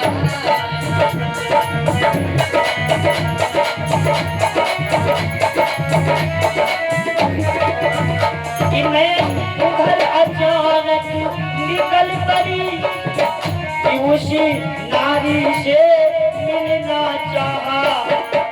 पर भैया पर छोटे तपसी ने मुझसे कुछ छोटे तपसी ने मुझसे कुछ छल भैया करना चाहा।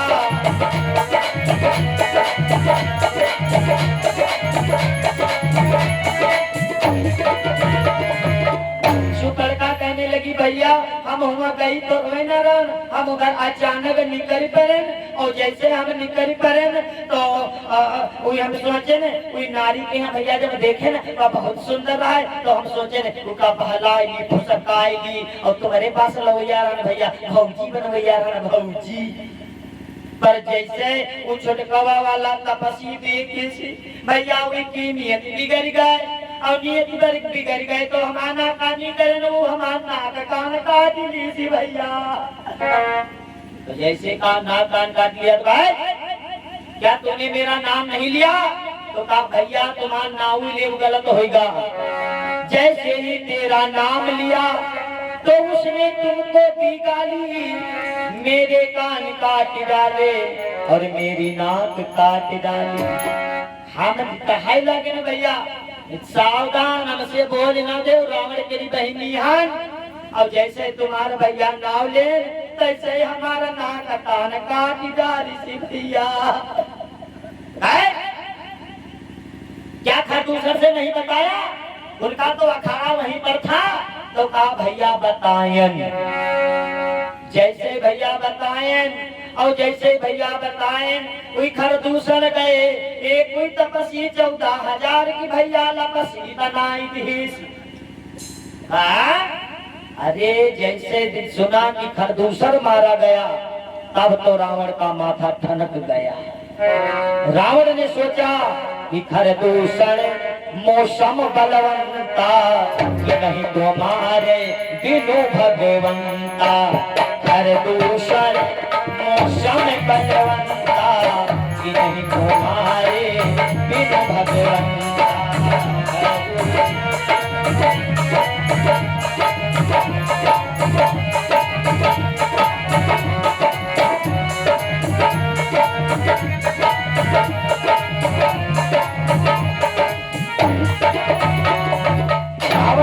माथा ठनक गया। उसने सोचा खरदूसर तो मेरे समान बलवान है, उनको बिना भगवान के कोई मार नहीं सकता। इसका मतलब है अब वो राम नहीं, वो तपसी नहीं, वो ईश्वर है। अगर मैं जाऊंगा और जा करके उनसे युद्ध करूंगा, अपनी बहन का बदला चुकाऊंगा, तो केवल मेरा उद्धार होगा, मेरे परिवार का उद्धार नहीं होगा। अब मैं पहले अपने परिवार का उद्धार कराऊंगा, फिर मैं अपना उद्धार करूंगा। रावण कोई साधारण नहीं था। सोचा कि पहले अपने परिवार को मुक्ति दिलाऊंगा, फिर मैं बाद में जाऊंगा। सोच लिया, कहा जा मेरी बहन। तो सुपर्णखा कहने लगी भैया मेरी सो नाक गई सो गई, तुम अपनी नाक बचा लो। तुम अगर जग में ऊंची नाक नहीं तो नगटा नाम धरा लो तुम। तो कहा मेरी बहन अब तू ज्यादा बात मत कर, जा तेरे अपमान का बदला मैं अवश्य चुकाऊंगा। फिर पूरी रामायण उठा करके देख लीजिए, फिर सुपर्णखा का कोई विवरण नहीं आएगा, फिर नहीं आता, फिर नहीं मिलेगा उसका लेख। फिर वो कहाँ चली गई? फिर वो गई विंध्याचल पर्वत पर पहुंची जाकर के। ब्रह्मा जी की उसने तपस्या की। 10,000 वर्षों तक जब तपस्या उसने की तो ब्रह्मा जी प्रकट हो गए। और जब प्रकट हो गए बोले सुपर्णखा मांग ले, तू क्या चाहती है? तो सुपर्णखा ने कहा महाराज मेरा राम जी से विवाह करा दो। नाक कान कट गए पर बिहाय वाला नशा दूरी नहीं हुआ। राम जी से विवाह करा दीजिए। तो ब्रह्मा जी ने कहा अब इस युग में तुम्हारा विवाह उनसे नहीं हो सकता, क्योंकि अब समय हो चुका है उनका साकेत धाम जाने का। पर इस युग में नहीं, इस युग में वो मर्यादा पुरुषोत्तम है, मर्यादा में बने मर्यादा पुरुषोत्तम है। और यही राम अगले युग में लीला पुरुषोत्तम बन करके आएंगे, तब जाकर के तुम्हारी इच्छा ये पूरी होगी। पर कुछ पाप जो है उनको तो तुम्हें भुगतना होगा। तो कहा ठीक है भगवान। आज वही सुपर्णखा जो है कौन बनी? कुब्जा बनी। आज भगवान राम के सामने आई और कहने लगी प्रभु अब मैं समझ चुकी हूँ कि आप वही तो हो। वही हो महाराज जी। आज भगवान ने दाढ़ी में हाथ लगाया, उसको सीधा किया, बहुत सुंदर रूप दे दिया। और जब बहुत सुंदर रूप दे दिया भगवान के चरणों में उसने प्रणाम किया और कहा भगवान इतना सुंदर आपने शरीर दिया है, अब मैं इस शरीर में किसी को हाथ लगाने नहीं दूंगी, ये मेरा प्रण है। जब आओगे तब मैं तुम्हें ही शरीर में स्वीकार कर लूंगी। ध्यान रखना, देखिए नारियां जो होती है अपने धर्म को अगर बचाए रखती है तो देवता भी उनका सम्मान करते हैं। ब्रह्मा विष्णु महेश को उन्होंने क्या किया? बालक बना दिया। हाँ, पर है क्या? केवल अपनी तुच्छ इच्छा के लिए अपने धर्म को नष्ट कर देते हैं। इसीलिए देवी अबला नहीं सबला कहलाई जाती हैं। नहीं अंता ये देवी साधारण नहीं है। हाँ, साधारण नहीं है, जन्मदाता है। तो आइए देखिए क्या हुआ। आज वही सुपर्णखा आकर के इधर कुब्जा बनी और भगवान से कहने लगी मेरे कन्हैया कि मुझे चरणों से लगा ले मेरे श्याम मुरली वाले, मुझे चरणों से लगा ले मेरे श्याम मुरली वाले, चरणों से लगा ले मेरे श्याम मुरली वाले।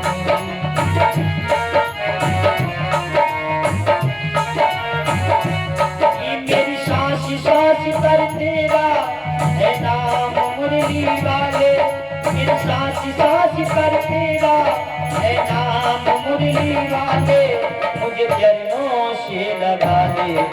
मेरे श्याम मुरली वाले, मुझे चरणों से लगा ले मेरे श्याम मुरली वाले, मुझे पैरों से लगा ले मेरे श्याम मुरली वाले।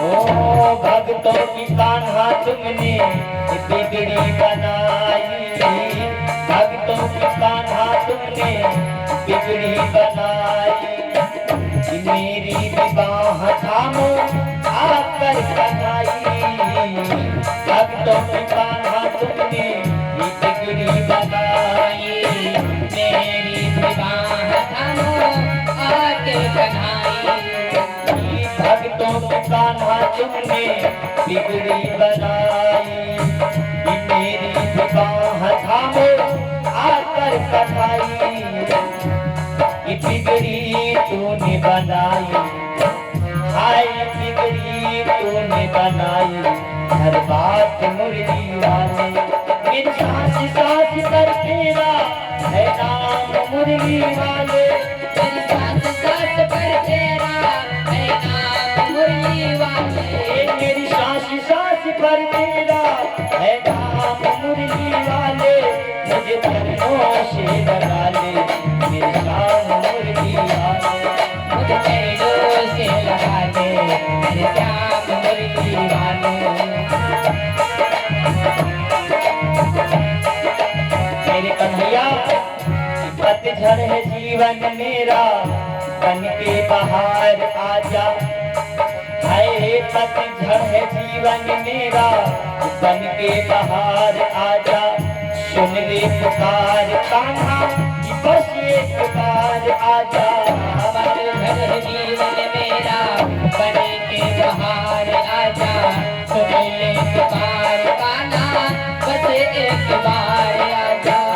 पतझड़ जीवन मेरा बन के बाहर आजा, सुन ले पुकार कान्हा बस एक बार आजा, बेचैन मन तुम्हीं को, हाय बेचैन मन तुम्हीं को, आराम मुरली वाले, मेरे सांस सांस पर तेरा है नाम मुरली वाले, मेरी सांस सांस पर तेरा है नाम मुरली वाले, मुझे चरणों से लगा ले मेरे श्याम मुरली वाले, मुझे चरणों से लगा ले मेरे श्याम मुरली वाले, मुझे पैरों से लगा ले मेरे श्याम मुरली वाले, चरणों से लगा ले मेरे श्याम मुरली वाले।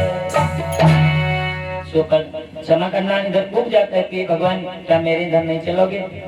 चलिए महाराज जी, भगवान कन्हैया कहने लगे नहीं खूब जा, इस समय तुम्हारे साथ में नहीं चल सकता। कहा क्यों? तो कहा कुछ नियम है, पहले मैं मामा से निपट लूं फिर तुमसे मिलूंगा, पहले मामा से निपटना है। अब इतना कह करके कुब्जा को वहां से विदा कर दिया। कुब्जा तो चली गई अपने घर। अब इधर भगवान कन्हैया कहाँ पर गए? एक धनुष रखा हुआ था, धनुष रखा था, उसका वजन था 3 लाख मन का। इतना वजन था नहीं। हाँ, भगवान शंकर बताया था हमने उस दिन, भगवान शंकर ने दिया था और कहा था जो इसको तोड़ देगा वो तुमको छोड़ नहीं सकता। एक बार का जब सब पर विजय प्राप्त कर तो फिर भी धनुष के रे में यहाँ सोचे जो तोड़ दी भाई मार डाली, तो उतना ही का वजन बनाए देगा कोई उठाए नहीं पाई। लोहे की निकल गड़ाई गड़ाई गड़ाई गड़ाई गड़ाई गड़ाई 3 लाख मन का वजन धनुष कराई दी। और ऊपर से सब सैनिक बचाओ है और चले भगवान कन्हैया बलराम जी ये सब पहुंचे जाए। और जब पहुंचे तो धनुष देखे हो दिखाए, तो कहा ए भैया ये क्या धनुष देख ले? तो ये कहे दूर दूर दूर से तो कहा नहीं पास से देख ले। तो ये कहने लगा रे देख ले तो यार देख ले दो, 70 के तो होते हैं बहुत के वक्त, तो कहना रे यार जाए तो हो देख ले दो। अब वो कन्हैया जी गए पास में, प्रणाम किया और फिर बोले पंडित जी ये इसको हम उठा के देख ले। और 3 लाख मन का वजन धनुष और 11 साल की भगवान, 11 साल का लड़का अगर कुंटलों भर उठावे कहा तो सोचे वाली बात है। तो उस सैनिक का सुन तो ही नहीं उठाए पे, तो ये अपने बप्पा बोलायला, बाबक बोलायला, पर बाबक बोलायला, तब उठाओ गए, जा बोलायला तब उठाए। तो कन्हैया जी का लगा जब हमसे नहीं उठी तब बाबा पर बाबा का बुलाए लेगा, और वैसे ना होई का उठाई टूट जाए, तो ये पहले भी हो गया कबल जो था वही का पहले जो था गया। अब अगर उठाए ना पाए तो मैं तुमका उठा के धासा का भूमि है तेरे, चल उठा उठा, उठाए ना पाए तुमका उठा के धासा का गए। तो ये भैया भगवान कन्हैया गए और मन ही मन में भगवान शिव को प्रणाम किया, और प्रणाम करके उस धनुष को उठाया, तड़ाक से तोड़ दिया। और जैसे तोड़ दिया तो सब सैनिक आए लगे मामा मामा मार तो मार। और जैसे कहा मार तो भगवान ने क्या कहा, तुम तो बड़ा तो ले रहा है। मैंने कहा सबका बटोरी, और बटोरी के वो है तेरी छान कोई तो किया मुसवाते का फटाफट फटाफट करी और मर गए। फिर उन टुकड़ों को उठाया और वहीं पर वैसे ही रख दिया और प्रणाम किया, भोलेनाथ क्षमा करना, आगे बढ़े। और जब आगे बढ़े दरवाजे पर पहुंचे तो क्या देखा, एक गुबिलिया पीर हाथी दरवाजे पर खड़ा था, जिसके शरीर में 60,000 हाथियों की ताकत थी। 60,000 हाथी एक तरफ और गुबिलिया पीर हाथी एक तरफ, बराबर युद्ध होता था। और ऊपर से महाव बैठ उनके ऊपर और पिए दारू के लिए छोके में भगवान कन्हैया के उसकी सूंड पकड़ ली, बलराम जी पूंछ पकड़ ली। और महाव जानता अगात तो आगे बढ़ाए तो बलराम जी पूंछ कैसे लिए, तो गा दीजिए हाथ, तो कन्हैया जी सूंड पकड़े और हाथी अपनी जगह पर हाल है, महाव तो जाने चल रहा है। याद चीज बताइएगा दादा, जो कोई शराब पीते हो तो हमारी बात तनी ध्यान से नहीं सुने हो। हाँ, जो दारू पीते हो उनको ध्यान से सुनना। दारू पीने से 2 फायदे हैं, जाने दादा, दारू पीने से 2 फायदा है। नंबर 1 बुद्धि बढ़ जाएगी, और दूसरे ताकत आ जाएगी। ताकत बढ़ती है, बुद्धि बढ़ती है। कितनी बुद्धि बढ़ती है, कितनी ताकत बढ़ती है, आओ आपको बताएं। याद जिन्हें दारू पी और दारू पीकर उनके द्वारे पर है नाली ना घैला, नाली नए नागे बैठ अति ताकत आई गई, अति ताकत आई गई, नाली ना घैला नए नाग पे झम जो है तेरे गिर गए, और जब गिर गए वह तेरे उल्टी पलटी करे तले वह तेरे कुतिया टहलती रहे, वह कुतिया उधर से नहीं आए गए। अब 2 मुंह उनके उल्टी मारी, 2 मुंह उनके मुंह पर मारी, तो उनका तन को होश हुआ, तो वही जाने कि हम अपने बेटे पर आराम फरमाए रहना है। तो ऐसे करें, और जब ऐसे करें तो कुछ नहीं, कुतिया के पूंछ उनके हाथ हम आए गए। तो वो जानता है भैया मम्मी तुम रोज दुचरिया बनती रखा दिया कई बात आती बुद्धि आ जाते। तुम समझ लो, दारू पीने वाले खूबियों चाहे कुछ लोटिया खरिया तक का बिक जाए, हम मना नहीं करेगा भैया, मना कर तो मनिबो नहीं करेगा, है ना। तो पर पीने योग्य नहीं है। यदुवंश का विनाश हुआ केवल दारू के कारण। आज घर घर में विनाश हो रहा है दारू के कारण। दारू जो है सर्वनाश का कारण है। आज अकाल मृत्यु हो रही है सिर्फ दारू के कारण। ध्यान रखना प्यारे भाई बहनों, अगर आप इसको छोड़ोगे तो फिर ज्यादा दिन की जिंदगी नहीं है, आगे तबाही बड़ी बड़ी। ये समझ लीजिए, आप सभी समझदार हैं, क्योंकि कवियों लिखा है कि नशा न करना मान लो कहना, प्यारे भाई बहना होगी बड़ी खराबी, होगी बड़ी खराबी, होगी बड़ी खराबी, होगी बड़ी खराबी, होगी बड़ी खराबी। नशा जहर है, नशे से डरना प्यारे भाई बहना होगी बड़ी खराबी, होगी बड़ी खराबी, होगी बड़ी खराबी, होगी बड़ी खराबी, होगी बड़ी खराबी। दारू न पीना भैया, पागल फिरोगे तुमका प्यार में। घर का आदमी कैसे दे, अपनी घरवाली से लग रहे तनी पैसा दे दे, पैसा दे दे, सब्जी ले सब्जी, तो वह बिचारी पैसा दे दी, और पैसा लेके गए सब्जी ना वह कौआ लई कई पी और पी के पूरी बाजार भरे हलावे जुटे। लड़का कहते बप्पा लुड़ुई लई है और बप्पा बाजार में लुड़ुई बने पड़े। ये दारू न पीना भैया कागज फिरोगे तुम बाजार में। घर में बच्चे भूखे, घर में बच्चे भूखे, बीबी करेगी इंतजार वे। हाय बिकेगा गहना फिर क्या कहना, प्यारे भाई बहना होगी बड़ी खराबी, ये होगी बड़ी खराबी, ये होगी बड़ी खराबी, ये होगी बड़ी खराबी, ये होगी बड़ी खराबी। अरे नशा जहर है, नशे से डरना, प्यारे भाई बहना होगी बड़ी खराबी, ये होगी बड़ी खराबी, ये होगी बड़ी खराबी, ये होगी बड़ी खराबी, होगी बड़ी खराबी। ये महाउत जाने की हमारा हाथी चल रहा है और झोंके भगवान कन्हैया काले के दादा तनी की पूंछ छोड़ो। तो जैसे पूंछ को छोड़ा तो भगवान श्री कृष्ण ने क्या किया, सूंड पकड़े ही थे उसको खींच लिया और जैसे खींचा तो मस्तक के बल गिरा, उसके दोनों दांत टूट गए, दोनों दांत टूट गए। तो भगवान श्री कृष्ण ने क्या किया, जैसे बच्चे खिलौना फेंक देते हैं उसको एक झटका लगा करके आकाश में फेंक दिया, आकाश में फेंक दिया और भर भर भर भर करता हुआ नीचे गिरा, धड़ाम से मर गया।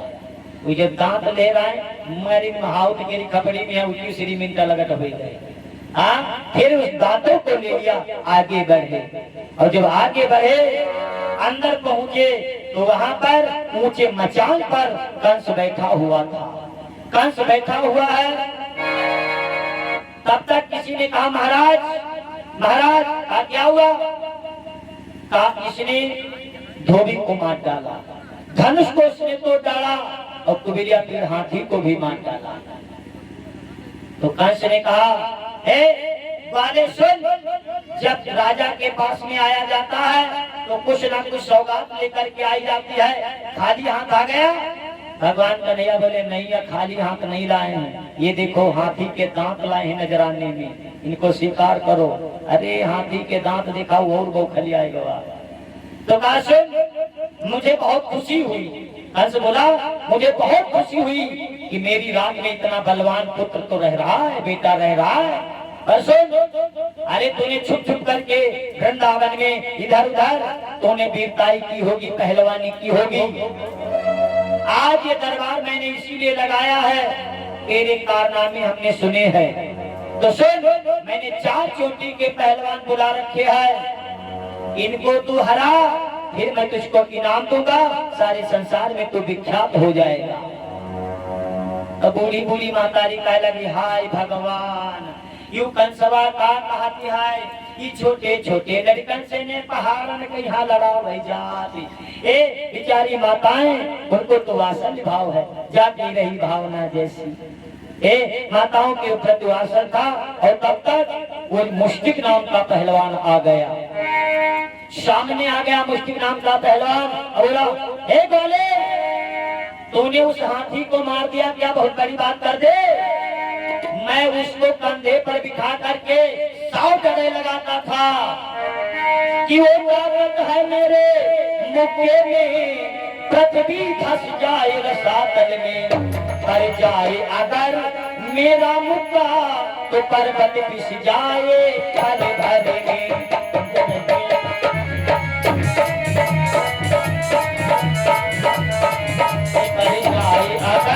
मेरा मुक्का तो पर्वत पिस जाए पल भर में।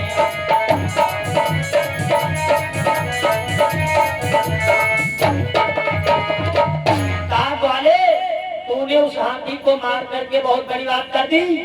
अरे तू नहीं जानता मेरे वो मुक्के में ताकत है, अगर मैं मुक्का पर्वत पर मार दो तो पर्वत हाथी की तरह पिस जाता है। उस हाथी को मैं कंधे पर बिठाकर 100 डरे लगाता था, चल मुझसे लड़।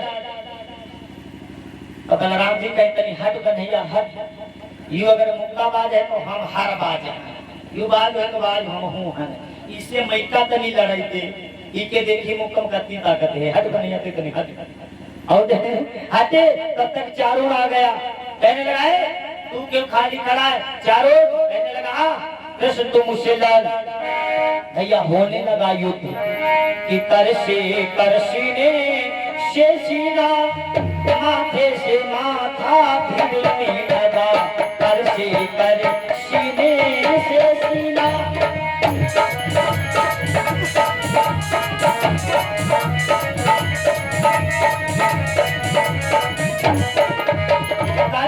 कर सीने से सीना, माथे से माथा भिड़ने लगा। पृथ्वी पर एक दूसरे को लाने का दांव फेंकने लगा।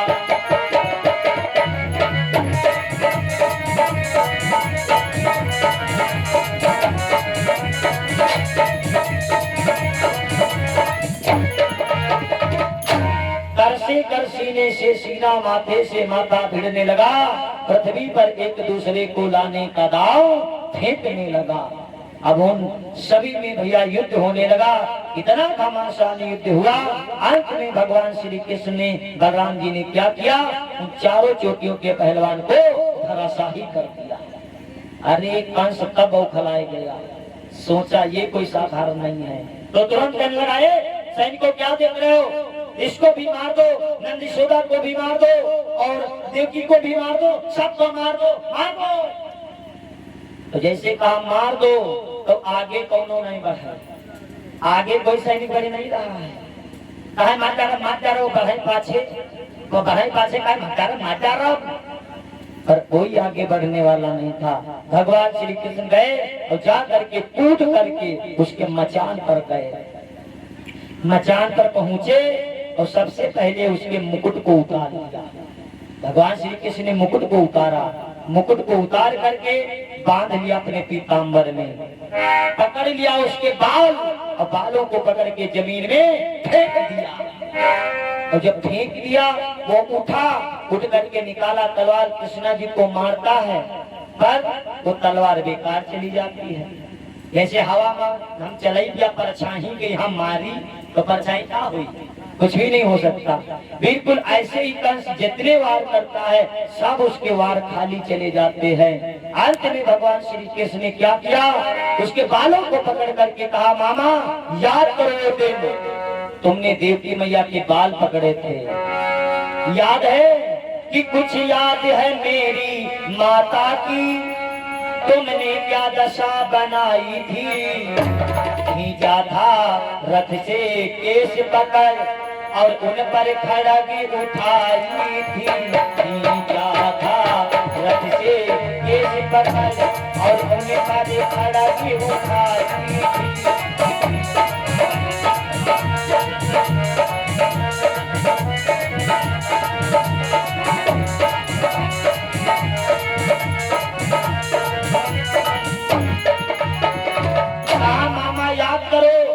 तुमने मेरी माता देवकी के बालों को पकड़ करके जमीन में फेंक दिया था, याद है?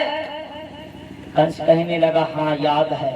तो कहा फिर सुनो मामा कि उन बालों का बदला तुझसे लेता है बाल देवकी का, लेता है बाल देवकी का। अब भगवानी थी अब सन्मुख है अष्टम लाल देवकी का। अब भगवानी थी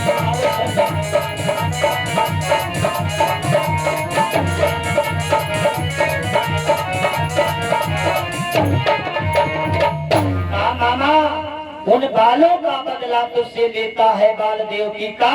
तब नववाणी थी अब सन्मुख है अष्टम लाल देवकी का। मैं उसी देवकी का आठवां लाल तेरा काल। और इतना कह करके एक घूसा मारा और उसके सीने पर सवार हो गए, सीने पर सवार हो गए। बोले मामा तुमने मारा नहीं था, अब तुमको मारूंगा नहीं। हाँ वजन बढ़ाने लगे, अपना वजन बढ़ावेला। कुंटलन 2 कुंटल जब हुई के जो शक्ति निकले लाग कि हवा नहीं ले पावे कि सांस घुटे लाग, तो वो जान गवा कि ये कोई साधारण नहीं है। अब जान तो कंस का कहेला कहे लगा कृष्ण मैं तुझसे जीत गया, और करा नीचे, कहे लगा तुमसे मैं जीत गया। कन्हैया जी कहे लगा कैसे जीत गए? तो कहा सुनो, मैं खुद किस्मत हूँ, मेरे घर जगपति महिमा बनकर आया, प्यासा न कुएं के पास गया, प्यासे के पास कुआं आया। महाराज जी मैं पापी था, अधर्मी था, हमको आपकी शरण में आना था, पर जब तक मैं जीवित रहा तब तक अपने घर तुमको आने नहीं दिया। अब आप मैं तुम्हारे धाम को जा रहा हूँ, तुम रोक नहीं सकते। मैं प्यासा था भाई, हमको कुआं के पास जाना था, पर कुआं हमारे पास में स्वयं चल करके आ गया। नारायण आप स्वयं चल करके आ गए। और इतना कह करके भैया क्या किया, उस कृष्ण ने वो कंस देखने लगा भगवान कन्हैया को, बस इतने कहा कृष्ण कृष्ण कृष्ण, और इतना कह करके उसने प्राण त्याग दिए। प्रेम स्वरूप कृष्ण भगवान की जय हो। इस प्रकार से भगवान श्री कृष्ण ने कंस का उद्धार किया, और कंस का उद्धार करके फिर भगवान श्री कृष्ण कहाँ गए? जेल में। जेल में गए, अपनी जन्मभूमि को प्रणाम किया, क्योंकि भगवान की जन्मभूमि जेल है। हाँ भगवान कन्हैया गए, जेल को प्रणाम किया, और प्रणाम करते हुए तुरंत अपने नाना उग्रसेन की बेड़ी हथकड़ियां खुलवाई। नानो बेचारे बंदर है, नाना की बेड़ियां हथकड़ियां खुलवाई, और अपनी माता और अपने पिता की बेड़ियों को खुलवाया, और तब प्रणाम किया। और फिर भगवान कन्हैया नाना से कहने लगे, नाना कंस का उद्धार हो गया है, वो मारा गया, वो तो तुम्हारा बेटा था, आपको कोई दिक्कत तो नहीं है? तो नाना कहे लगे भैया वो समाज का नासूर बन गया था। भाई नासूर ऐसी बीमारी है, अगर हाथ में लग जाए तो डॉक्टर बोल देगा अगर पूरे शरीर को बचाना चाहते हो तो हाथ कटवा दो, पूरा शरीर गल जाए। तो फिर इतना प्यारा हाथ है, फिर भी पूरे शरीर को बचाने के लिए हाथ को कटवाना पड़ता है, अलग करना पड़ता है। कहा बेटा तुमने उस भूतल के भार को दूर करके समाज के नासूर को तुमने दूर कर दिया, हमको कोई आपत्ति नहीं है बेटा, वो तो बड़ा दुराचारी था बेटा, अब तुमने इस राज को तुमने जीता है, अब इस मथुरा पर आपका अधिकार है। तो भगवान कन्हैया कह लेंगे नहीं नाना, मैं भी बहुत छोटा हूँ, अभी आप राज करिए, मैं देखभाल करूंगा। ध्यान रखना, भगवान कन्हैया हमने उस दिन बताया था, भगवान वर्षों बीत के गए नहीं थे, क्यों नहीं गए थे भी बताऊंगा। इधर देवकी